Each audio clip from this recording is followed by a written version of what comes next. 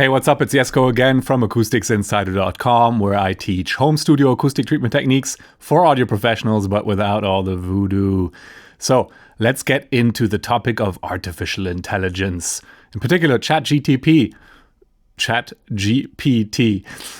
If you haven't heard about it, what rock are you living under? Of course, if you have heard about it, maybe you've wondered the same that I've wondered, which is, can it help us figure out the acoustic treatment in our rooms? Now, that's an interesting question. Is it maybe even better than hiring a professional, or at least for sort of a basic approach? Is it good enough to get advice and use what ChatGPT knows instead of hiring a professional or talking and learning from somebody who's got experience and who really focuses their expertise only on acoustic treatment, aka moi? Let's find out in this video. But first, if you are still not ready to trust artificial intelligence with treating your rooms and you're just starting out, you want to figure out where to place your desk and your speakers in your room, maybe your room's slightly odd shaped, or you've got like a door or a window in kind of an odd place and you're trying to figure out what the best spot is to set up your desk and speakers, I've got a free workshop for you called the Phantom Speaker Test Workshop that you can sign up for free at the link in the description. This is a two-step process. It's basically two very simple listening tests that I devised to analyze first the low end of your room to place your listening position, and then the stereo image between your speakers so that you can really optimize the positioning of your speakers. Again, it's completely free, and if you want to learn how to set that up, how to figure out where that best spot for your desk and speakers is in your room, sign up to my Phantom Speaker Test Workshop at the link in the description. But with that, let's dive into ChatGPT. Here's what that looks like. If you haven't seen this mask before, it's basically a chatbot, right? So you can just type in questions and it'll come up with some sort of answer. So I just want to go through some of the basic questions that I regularly get about setting up a studio, about treating a home studio, and let's see what ChatGPT knows about this field. So let's start with something simple.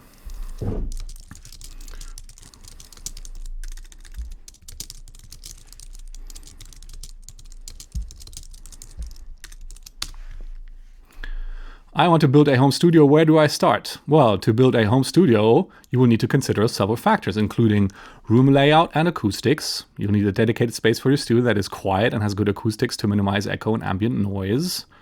Equipment, you'll need audio equipment such as a microphone, audio interface, and monitors. You may also need a computer with audio recording software. Lighting and soundproofing, power and internet.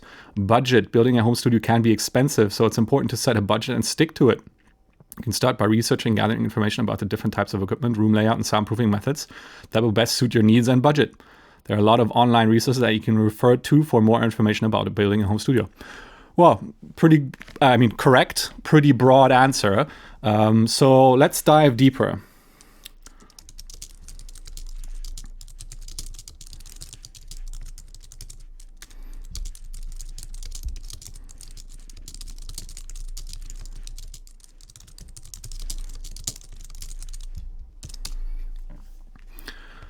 Acoustic treatment is an important aspect of building a home studio as it helps to control the sound within the room and minimize echo, reverberation, and unwanted ambient noise.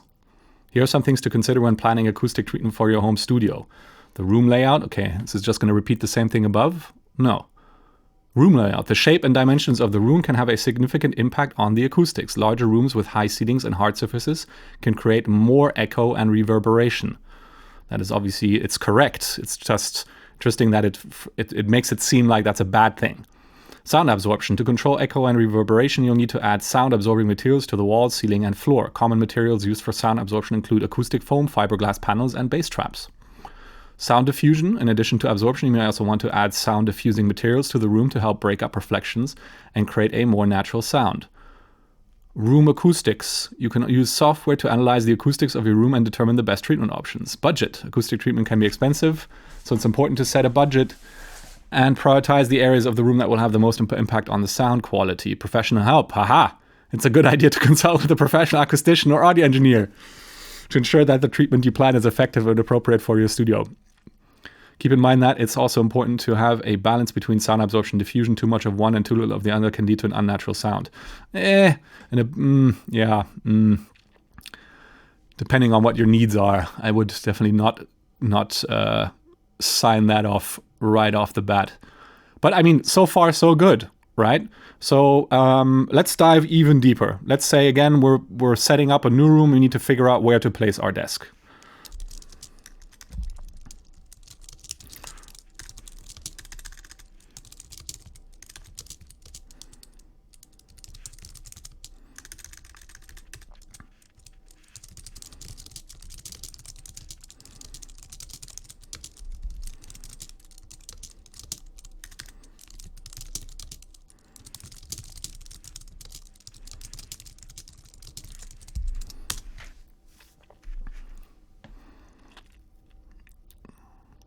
When setting up your home studio, it's important to consider the layout of the room and the placement of your equipment to achieve the best sound quality. Here are a few tips for placing your desk and speakers in a rectangular room with a window on one side.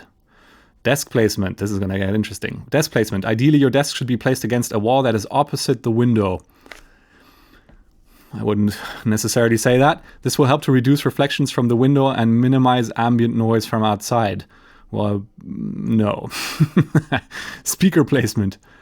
Your speakers should be placed at an equal distance from each other and from the listener, i.e. you, and angled towards your listening position. This is known as an equilateral triangle setup. It helps to create a balanced soundstage and minimize reflections from the walls. Yeah, I mean, awesome. So it got the equilateral triangle right, but then it obviously talks in the balanced soundstage. That's correct, but it doesn't really minimize reflections from the walls at all. This has no impact on the actual reflections. You can change the pattern of reflection to some extent, but you can't minimize reflections. Soundproofing. If possible, you should soundproof the window to prevent sound leakage and reduce ambient noise. This can be done with heavy curtains, soundproofing material, or window inserts. Yeah, interesting. So it's good that it's already separating the acoustics from the sound, from isolation techniques, right? So these aren't the same thing, right? One is about keeping sound in and out of the room, but that doesn't actually improve the sound in the room. And yeah, that's isolation techniques, or soundproofing as it's often called. And then we obviously have room acoustics, which is about improving the sound in the room. So it says you want to soundproof the window. This can be done with heavy curtains. I mean, people talk about heavy curtains all the time when we're talking about soundproofing, i.e. sound isolation, but heavy curtains don't really do much. I mean, at best, they suck up some high frequencies. There are some kind of very heavy, even kind of closed off materials, if you will, that do not allow sound to penetrate. But in general, you really need substantial mass to stop sound. So window inserts would be that solution. Distance from walls. Keep speakers at least 8 inches away from walls, corners, and other surfaces to reduce the bass buildup and improve stereo imaging. That's just wrong. It does reduce bass buildup, but that's not necessarily a bad thing. And it definitely does not improve stereo imaging, and quite the opposite. In many cases, the safest approach is to put your speakers as close to the wall as possible to reduce speaker boundary interference induced dips in the frequency response. You will get bass buildup below that dip, but that's easily manageable with the shelving EQ on the back of the speaker. Yeah, and otherwise, you run into issues. This 8 inches thing is just wrong. Monitor angle. Keep monitor speakers angled slightly towards you and at ear level, good, or at slightly above. This will help reduce reflections from the desk and create a more natural sound. Again, that's just not true. You can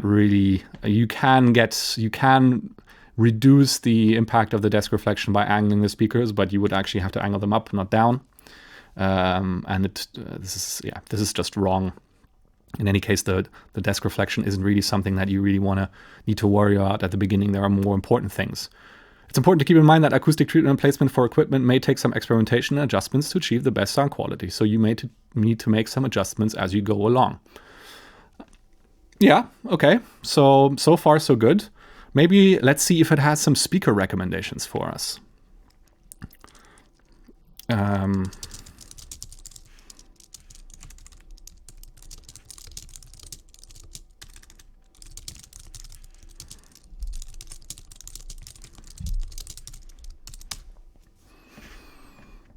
right.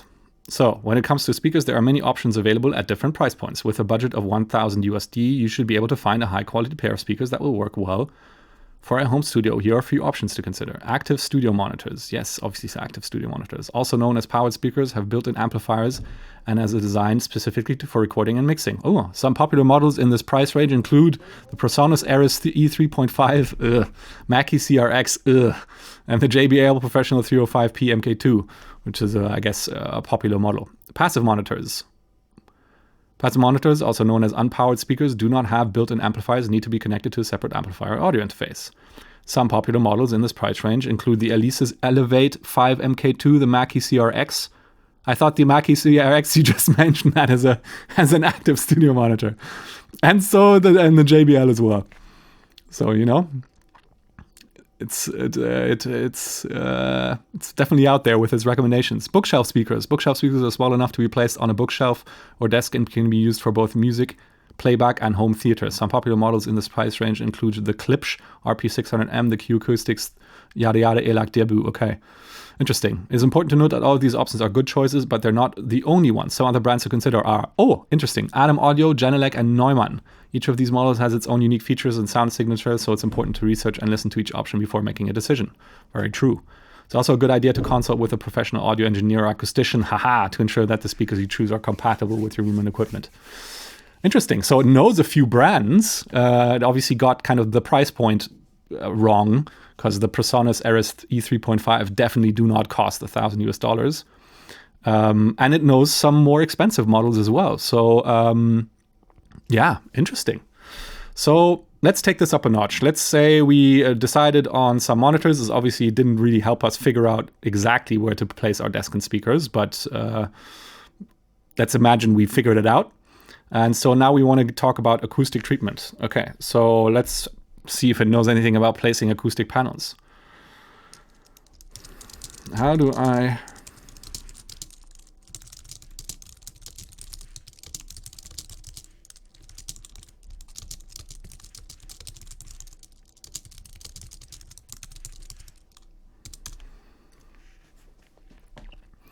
When placing acoustic panels in a room, it is important to consider the layout of the room and the specific areas where you want to control bass and reflections. Here are a few tips to help you determine the best placement for your acoustic panels. Identify problem areas. Use a frequency analyzer or your ears to identify areas of your room where bass buildup or reflections are most pronounced. These areas will typically be near corners, walls, and other surfaces that reflect sound. Not very happy with that answer. Bass traps. To control bass buildup, place bass traps in the corners of the room where the walls and ceiling meet. This will help to absorb low-frequency sound waves and reduce bass buildup. Yeah, true. Yes. Good. I mean, it doesn't really give an accurate explanation of why that is exactly, but it's not entirely wrong. Reflections. To control reflections, place acoustic panels on the walls and ceiling in areas where reflections are most pronounced. Okay, but how do I figure this out? This will help to absorb sound and reduce reflections.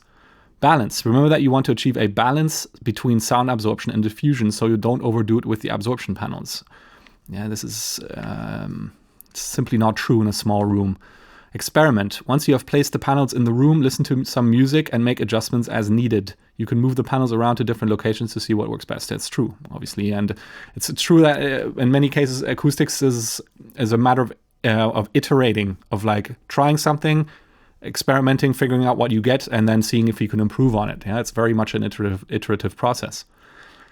It's also important to keep in mind that the room layout and dimensions, as well as your equipment placement, can have a significant impact on the acoustics of the room, so you may need to make adjustments to the panel placement over time to achieve the best sound quality.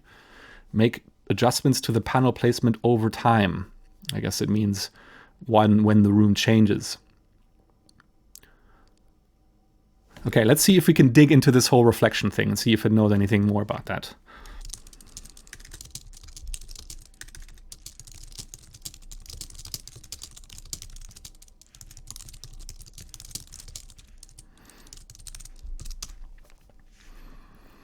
There are several ways to identify areas of a room where reflections are most pronounced. Sight method. One way to identify reflections is to use the sight method, where you look at the room and see where the surfaces are reflecting sound waves. Reflections are most pronounced on surfaces that are parallel to each other, such as walls and ceilings. But that would then entail that we're talking about the entire room and the entire wall and all the walls and the entire ceiling. Okay, that was the sight method. The sound method. You can use your ears to identify reflections. You can play a sound or a piece of music and then walk around the room paying attention to where you hear reflections. I dare you to walk around the room and hear reflections. You can also use a clap test where you clap your hands and listen for the reflections. Measurement. You can use software or hardware to measure the reflections in the room. That is true. Some popular software include Odeon, Ease, or Room EQ Wizard. Look at that. These software allow you to measure the reflections, reverberation, and other acoustical parameters in the room. And it's true. Professional help. You can hire an audio engineer or acoustician to conduct a room analysis and identify the problems and areas in your room. Once you have identified the areas where the reflections are most pronounced, you can then place acoustic panels in those areas to help control the reflections and improve the sound quality of the room. Yada, yada, yada. So, interesting. Sight method, sound method. Never heard of those. Not like that, at least. And questionable at best. All right, let's see if it knows anything about bass trapping.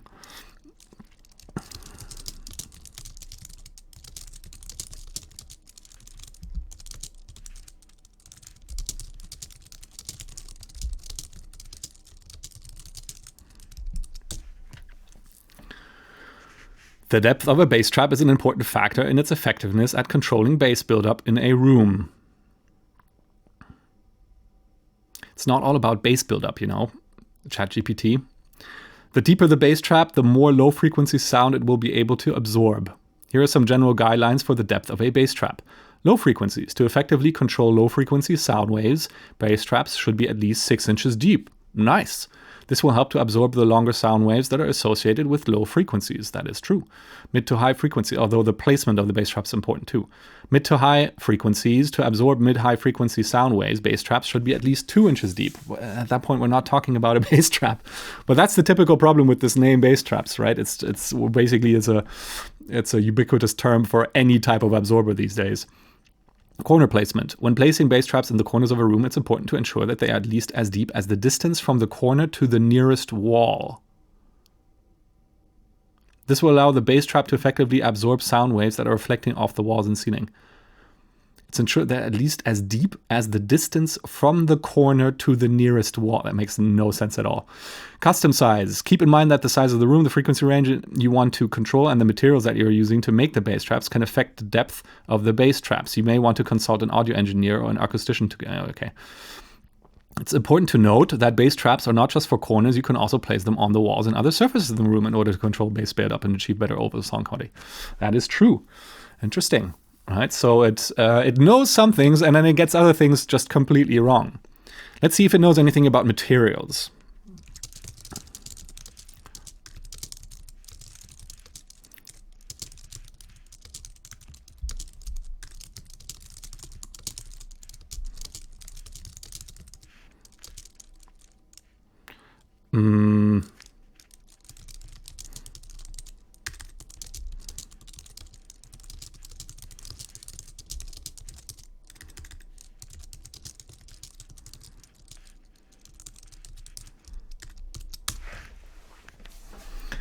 When building bass traps, it's important to use materials that are effective at absorbing low-frequency sound waves. Here are a few materials that you can use to make 6 inches deep bass traps. Fiberglass. Fiberglass is a popular material for bass traps because it's lightweight, inexpensive, and has high sound absorption coefficients. Fiberglass panels with a density of 2 to 4 pounds per foot cubed and a thickness of 6 inches should work well as a bass trap. Yeah. Not entirely wrong. I think 4 is definitely at the very high end, but there you go. Rock wool is another popular material for bass traps. It's made from rock and is known for the ability to effectively absorb low-frequency sound waves. Rock wool panels with a density of 8 to 10 pounds per foot cubed and a thickness of 6 inches would be a good option. No, they wouldn't. That's way too dense. Acoustic foam. Can also be used as a bass trap, but it's not as effective as fiberglass or rock wool. It's also not true because it's all about the depth. If the foam has the right density, it's fine. Acoustic foam is better at absorbing mid-high frequencies, so if you want to use it as a bass trap, it should be thicker or in conjunction with other materials. All right, so it's kind of misleading, that answer. When looking for bass trap materials, look for the noise reduction coefficient rating. This rating indicates the material's ability to absorb sound waves. The higher the NRC rating, the better the material is at absorbing sound. Look for materials with an NRC rating of 0.7 or higher for low frequency absorption. Keep in mind that the most important thing you want to base is absorbing sound waves.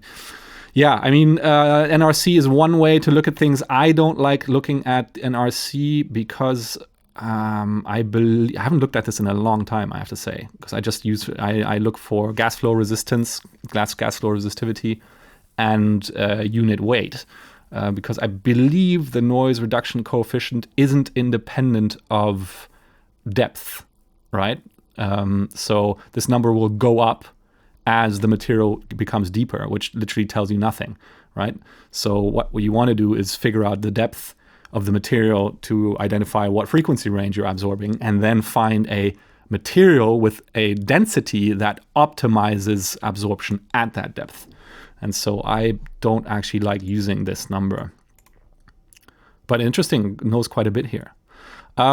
Let's maybe move on to one final question. Should I use EQ on my speakers to get rid of a dip at 120 hertz? Let's see what it says. There we go. EQ or equalization is a powerful tool excuse me, for adjusting the frequency response of your speakers. However, whether or not you should use EQ to get rid of a dip at 120 hertz depends on several factors. Here are a few things to consider. Room acoustics. The first step is to determine the cause of a dip at 120 Hz. It could be due to room acoustics, such as reflections, bass buildup, or standing waves. Yes, sort of. Before using EQ to fix the problem, you should try to address the underlying issues with room treatments, such as bass traps or diffusers. Yes, although you'll have trouble fixing a dip at 120 Hz with diffusers, but technically it's not wrong. Speaker placement. The placement of your speakers in the room can also affect their frequency response. Be sure to place your speakers in the optimal position for your room. I asked you how to do that before. You didn't give me a proper answer. EQ settings. If after addressing the room acoustics and speaker placement issues, you still have a dip at 120 Hz, you can use EQ to fix the problem. Thank you. However, be aware that EQ is a powerful tool and can have unintended consequences, such as creating other frequency problems or affecting the balance of the mix. Is that an unintended consequence? I'm not sure. Therefore, be careful when adjusting the EQ settings and making small adjustments at a time. Yeah, that's definitely not wrong. Professional help, at least as in make small adjustments at a time and with each step, figure out whether you maybe already got what you need. Professional help. All right, once again, it's saying you need to find a professional. EQ should be used as a last resort after trying to fix the underlying issues with room treatment and speaker placement. That is very correct. It's important to be aware that EQ can be a powerful tool. And there we go again with the unintended consequences. So interesting. Let's ask it one more question and see if it can tell us anything about actually using or changing the acoustics to get rid of that 120 hertz dip.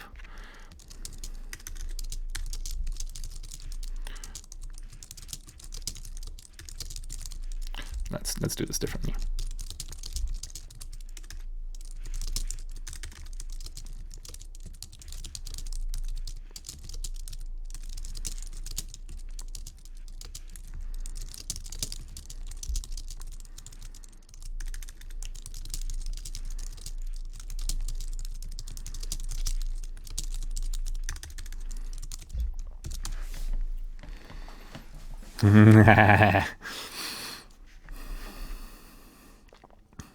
Determining the cause of a dip at a specific frequency, such as 120 Hz, can be challenging, but there are a few steps you can take to identify the problem and determine the best treatment for it. Here are a few things to consider.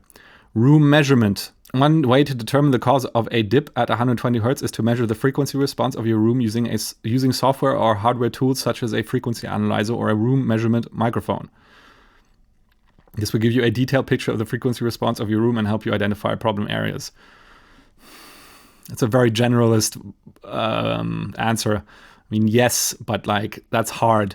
Standing waves. A dip at 120 hertz can be caused by standing waves. Yes, it can, which are caused by sound waves reflecting off of parallel surfaces such as ceiling, walls, and floors. Nice. Standing waves can create peaks and dips in the frequency response of the room. Nice. Room modes. That's another possible cause of the dip at 120 hertz could be room modes. Room modes are natural resonances that occur in a room due to the room's dimensions. They can create peaks and dips. That's the exact same thing. Oh my God. Professional help. Once you've identified, you can determine the best to consult with a professional testing once you've treated the room. Okay. So basically, it does not know how to help us figure out that dip 120 hertz. And I think we've probably seen enough at this point. We can tell what the pattern is here, right? It knows a surprising amount, yeah, but it doesn't really go into any depth or give us any kind of concrete steps to solve a problem. Maybe with more digging, you can get to something, but at this point, we can see that it's really kind of, it knows a lot of stuff, but it's kind of skimming the surface, right? And I guess at this point, I do not have to fear my job just yet. But I think it's really interesting to see. And then if you do have a problem, it can point you in the right direction, but it won't give you the final answer, that's for sure. But yeah, I think that's it's really interesting. I mean, I'm not too surprised, to be honest, right? I mean, ChatGPT is a language model. It's really good at formulating text, right? It did learn a lot from the internet to learn how to formulate text, but that's not really its its expertise. What it's really good at is taking some information, either that it knows itself or that you're feeding it, and then putting it into a certain form, a certain text form. That's really what it's there for, and what it really excels at. And so this isn't really the tool to do very, very deep research, I guess, into topics like acoustics. Yeah. But nonetheless, like I mentioned, I think it's good enough to get an idea of what you're looking at. You have to be careful with this tool. As we saw, it does spit out just BS sometimes. Sometimes it's spot on. Sometimes it pretends it knows what it's saying, and it's just BS, basically. So you got to be careful. You can't really trust what it's saying blindly at this point. But I highly recommend you give it a shot. I mean, it's really good fun to play with. It's great that it understands context. It's great that you can talk to it like a human being. It's basically like talking to a really dumb computer from Star Trek. I can't wait until that happens. I mean, add on speech synthesis and like it understanding what you're saying, which obviously still already exists, this technology, right? If you talk to your phone at all, then you know what I'm talking about. So should be just a matter of like checking a checkbox to get that functionality. It does take some time to generate the text, so you basically talk to it and then you have to wait for like 30 seconds to give you an answer. But it's still really fun and it's still really useful. And again, I think if you haven't yet, I think you should totally check it out because it's gonna make your life a lot easier in many ways. But with that, yeah, I think I'm safe for now, thank God. And I don't need to worry about this taking my job anytime soon. So let's leave it at that. Thanks for watching. With this, let's get back to learning to trust our ears and having fun making music in the studio. I'll see you in the next video.